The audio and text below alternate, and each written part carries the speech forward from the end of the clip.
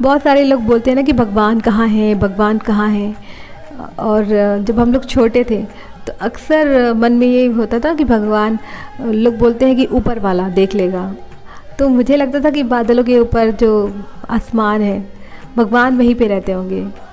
ऐसा सबको लगता है, मुझे लगता है कि बहुत सारे लोगों को ऐसा लगता है कि ऊपर वाला तो वहीं पे होते होंगे भगवान।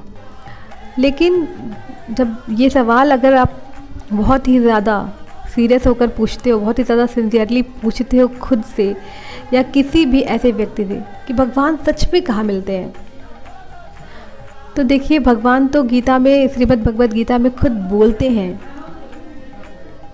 भगवान कहते हैं कि नाहम वसामि वैकुंठे योगिनाम हृदय न च मद्भक्ता यत्र गायन्ति तत्र तिष्ठामि नारद। अर्थात कि हे नारद, मैं कभी कभी वैकुंठ में नहीं रहता और योगियों के हृदय में भी नहीं रहता, फिर मैं कहाँ जाता हूँ? बोलते हैं कि जहाँ भी मेरे प्रेमी भक्त मेरा कीर्तन करते हैं, मेरा भजन करते हैं, मैं वहीं पर चला जाता हूँ। तो भगवान को कीर्तन कितना पसंद है, कितना ज़्यादा महत्व है इस कीर्तन का। और यही कारण है कि मैं बोलती रहती हूँ आप कीर्तन करो, इसमें कोई खर्चा नहीं लगने वाला है। बस आप अपना घर में बैठे हो, 10 मिनट का टाइम दो, हरे कृष्णा करो। और मैंने खुद देखा है कीर्तन के चमत्कार। जब मैं दिल्ली में रहती थी, मैं साउथ दिल्ली में पहले रहती थी, फिर वहाँ से मुझे मतलब साउथ दिल्ली से फिर मैं करोल बाग मेट्रो स्टेशन के पास जो मेरी इंस्टीट्यूट थी वहाँ पे मैं गई। मतलब ना फिर नॉर्थ दिल्ली, साउथ दिल्ली, बहुत ज़्यादा मुझे बहुत शिफ्टिंग करनी पड़ती थी।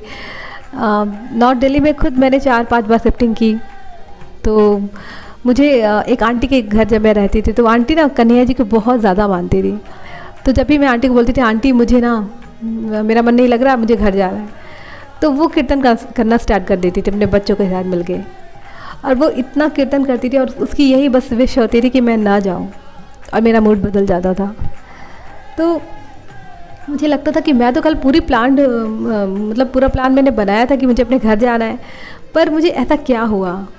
तो मैं समझ जाती थी कि उस आंटी जी ने जब कीर्तन किया और वो दिल से चाहती थी कि मैं ना जाऊँ, क्योंकि उनकी फाइनेंशियल कंडीशन बहुत अच्छी नहीं थी, बेचारी बहुत हार्ड वर्क करती थी, खुद से ही सब कुछ मैनेज करती थी। तो मैंने देखा कि आंटी जब जब कीर्तन करती है तब तब मेरा मूड बदलता है।